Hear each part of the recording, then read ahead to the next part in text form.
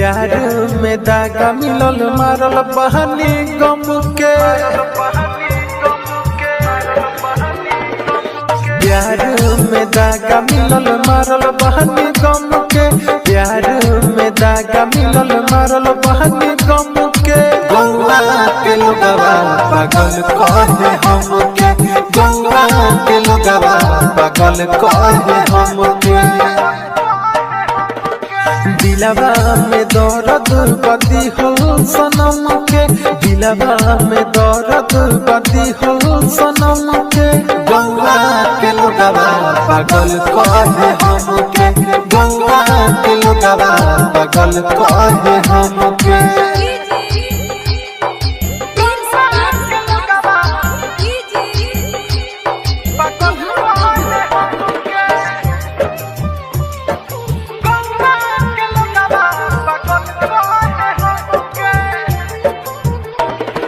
Mixed by Aditya Recording Studio, Gopalganj.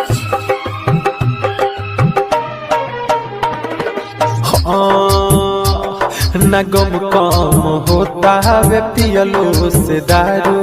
कहतिया माई बाघर के बिगाड़ू। न गम कम होता वे पियलो से दारू। कहतिया माई बाघर के बिगाड़ू। प्यार के नमवा से लागता डर। दिलवा के दुनिया गइल बहाऊ जर। अखिया से बरखा होता खूब जम के।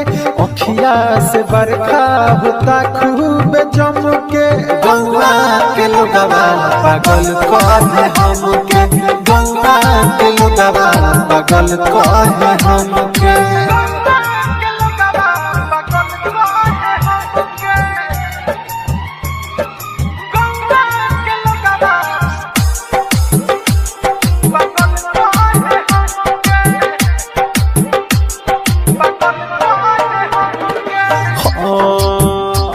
न जियल जाता नहीं मर पाई। कि मिल तो न बादर दे दिल के दवाई। न जियल जाता नहीं मर पाई। कि मिल तो न बादर दे दिल के दवाई। कैसन रोग धरा गहली। दीपकवा के सपना जरा गहली। से सनाथ हो कैसे भरी जखम के। प्रिंस जग जीवन कैसे भरी जखम के। गौवा के लोगवा पागल कहे हमके। गौवा के लोगवा पागल कहे हमके।